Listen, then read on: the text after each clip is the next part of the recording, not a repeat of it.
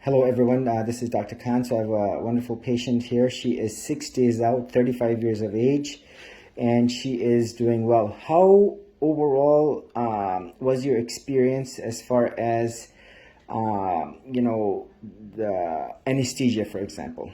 I loved it.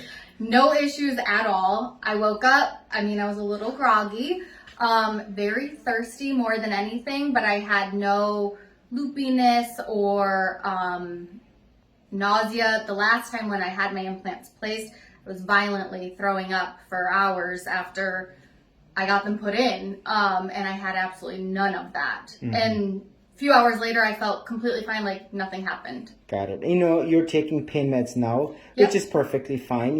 This is an involved surgery. Yeah. So it's not uncommon. Some patients do well. Some patients take it a little bit longer. And the pain meds are certainly there for your benefit and for your relief, and very much so.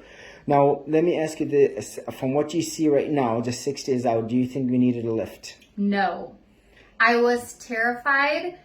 Was scheduled with another surgeon just so I could get an explant and lift at the same time, because in my head I felt I 100% needed it, because I remembered what my breasts looked like prior to implants and that they were droopy. That's why I got implants. I had breastfed 2 babies and wanted that fullness back, and I was scheduled elsewhere and just came across Dr. Khan's group and read all of these women that had incredible results, beautiful incision and stitches, and I just had an overall feeling I was in the wrong place, and I canceled and booked with Dr. Khan. No, thank you. Always follow your gut.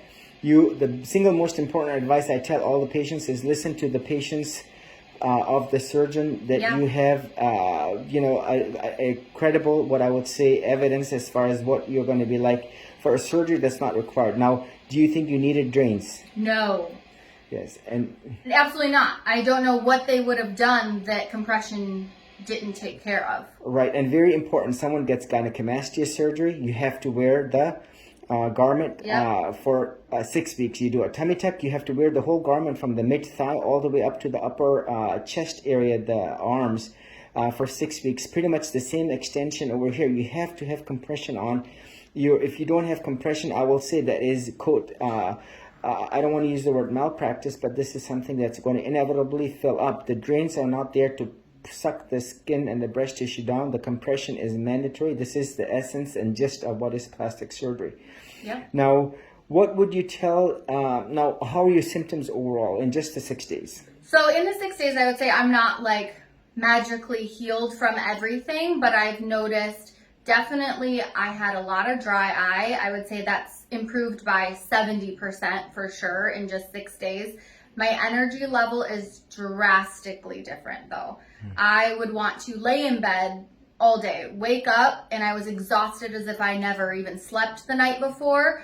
And I would just, I don't want to work. I just want to lay in this bed all day. And I wake up at post-op. Same next morning, I woke up with full of energy. Like, all right, somebody help me out of this bed. I'm ready to start the day. Mm-hmm. Way more energy. Right, and then we will continue to see. Remember, it took you some time to get here, and we'll see how you rebound. Now, what will you say to someone who says, well, the BII does not exist, it's all in your head? Absolutely not. It's impossible. There's no other explanation. I went to doctors for the last 7 years, at least, saying, I feel like I'm dying. I can't breathe. Heart palpitations out of this world, to where I was admitted. My EKGs were showing T-wave inversion, and they were worried that I was starting heart attack symptoms and things like that. I would do neuro tests and stress tests, and they would be like, you're perfectly healthy. Mm-hmm. Well, why am I admitted though all the time? And why do I have these horrible symptoms and the shortness of breath? You have asthma. I've never had asthma in my life. I ran, I swam. It wasn't that. I kept saying, I feel like I'm just not getting enough air. Mm-hmm. My anxiety through the roof for no reason. And I would go to the doctor and they'd say, well, what do you think about when you're having these panic attacks? Nothing. There's no trigger. It just happens to me and I can't back myself down. There was no other diagnosis. There was nothing else. They would say, I'm fine. Mm-hmm. But I'm not fine. Yeah, so, no. You paint a picture. This is, if you look at it. This is exactly what the next patient in California, what the other patient in Denmark is saying. This is like an Australia patient. This is classic BII, what you've just described right now. Well, thank you so much for sharing your journey. We'll continue to hear from you at the 2-week, 3-week mark as well, and so that we can educate the other patients that this is real, this is not in your head, and this is a real problem, and a new ICD-10 absolutely needs to be basically very well deserved here, such that the patients can get the relief that they very much absolutely need. No, thanks again. Thanks. You're welcome. Okay, bye-bye.